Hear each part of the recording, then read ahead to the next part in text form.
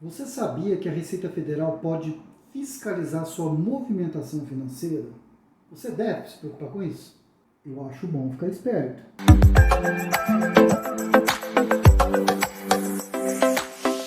Seja bem-vindos, esse é o canal Assessorando com Leandro Almeida e hoje eu gostaria de trocar uma ideia, bater um papo sobre que história é essa da Receita Federal estar fiscalizando contas correntes, movimentações financeiras e que história é essa do STF ter dado aval para a Receita Federal fiscalizar essas contas, essa movimentação financeira, sem ser considerado quebra de sigilo fiscal. É claro que a Receita Federal pode te fiscalizar, mas tem regras para isso. E quais são os elementos financeiros que são passíveis de fiscalização? Vamos dar uma olhada. Subavaliação de valores de operação, praticar valor abaixo do valor de mercado. Realização de gastos ou investimentos em valor superior à renda disponível. Remessa de valores para o exterior. Pessoa jurídica enquadrada com o CNPJ cancelado ou inapto.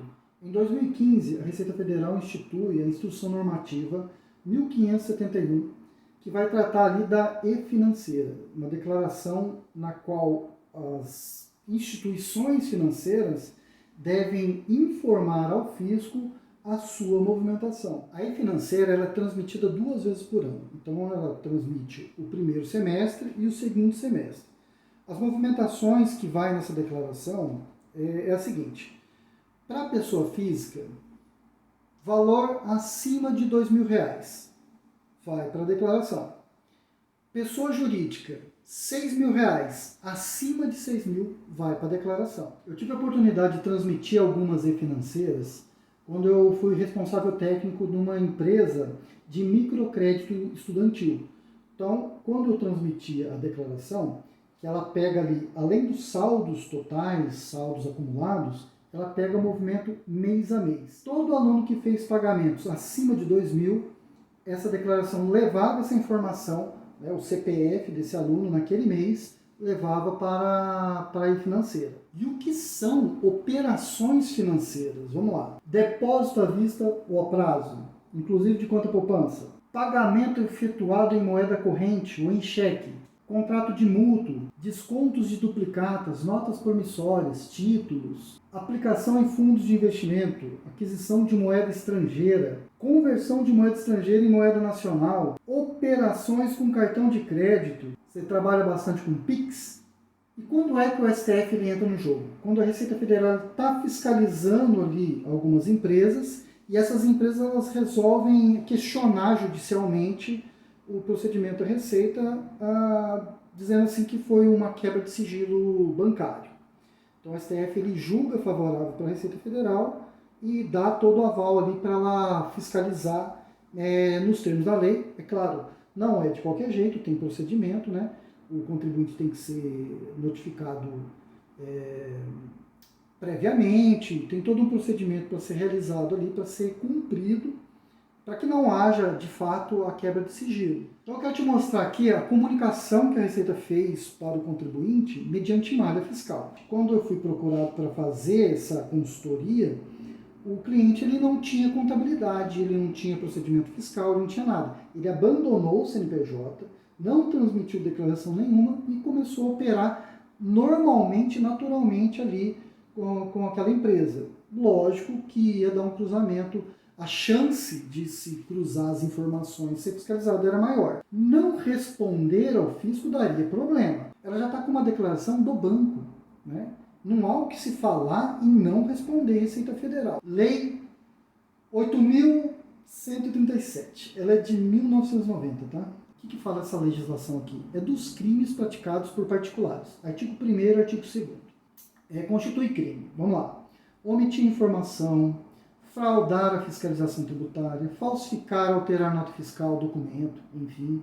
A pena para isso aqui é de 2 a 5 anos e multa. Aí tem o artigo 2º aqui que fala fazer declaração falsa, deixar de recolher no prazo legal. Estou resumindo mesmo aqui, sabe? Estou passando bem por cima para falar para você que a pena é de 6 meses a 2 anos mais multa. Então não responder a Receita Federal, não responder a Receita Federal pode te dar um problema ali, é sério.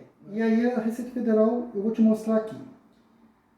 Prezado contribuinte, identificamos divergências nos valores das receitas informadas em sua escrituração contábil fiscal ECF. No exercício de 2020, ano calendário de 2019, quando comparamos com outras bases de dados da Receita Federal para o mesmo período, e por isso a sua PJ está em malha fina.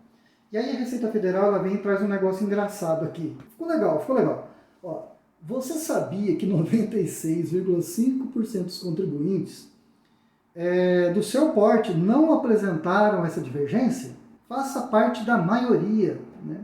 Pois na situação atual você se encontra entre os 3,5% que omitiram receita na ICF, mesmo existindo informações sobre movimentação de sua pessoa jurídica. Menino mal, né? Não fica ali nos 3,5%, vem os 96,5%. Essa é a mensagem através de uma malha fiscal da Receita Federal. Mas vamos lá. Ela pede para a gente fazer ali a retificação, as correções, né? Para evitar risco fiscal. Como é que a Receita Federal pegou essas informações? Movimentação bancária. Recursos movimentados a crédito em sua conta bancária, estimativa de ingresso de recursos, já descontadas transferências de mesma titularidade, resgate de investimento, empréstimos e similares, informados à Receita Federal pela instituição financeira na ECE financeira, de acordo com a instrução normativa, qual a instrução? 1571 de 2015. A Receita Federal ela coloca aqui já os valores, tá? Ela traz no primeiro trimestre 50 mil, segundo trimestre 41 mil, terceiro 57 mil e na época do Natal, né, 87 mil. Entregamos a nossa consultoria, entregamos nosso serviço, entregamos as declarações, respondemos ao fisco, entregamos os DARFs para o contribuinte. Não me pergunte se ele pagou ou não, porque aí já não fazia parte do meu trabalho e eu não sei se ele pagou ou não. Esse é o mecanismo da Receita Federal e não é só a Receita Federal, tá? Receita Estadual, ultimamente, eu tenho um caso de um cliente que está até com penhora de bens. Prefeitura, você acha que a prefeitura não fiscaliza a sua movimentação? Fiscaliza através do VAF, tá? Então veja que não é só a Receita Federal, tá? Minha consideração final sobre esse tema, na verdade, eu quero dar uma dica. Os últimos 5 anos é altamente fiscalizado, é o período de prescrição que você tem. Significa também que o dia de hoje, daqui a 5 anos, será fiscalizado. Então você tem 5 anos no passado, na qual já ocorreu o fato, né? E você tem 5 anos para frente para se planejar. Espero que esse vídeo possa ter te ajudado de alguma forma, que eu possa ter contribuído com você de alguma maneira. Te espero nos próximos vídeos e fica com Deus.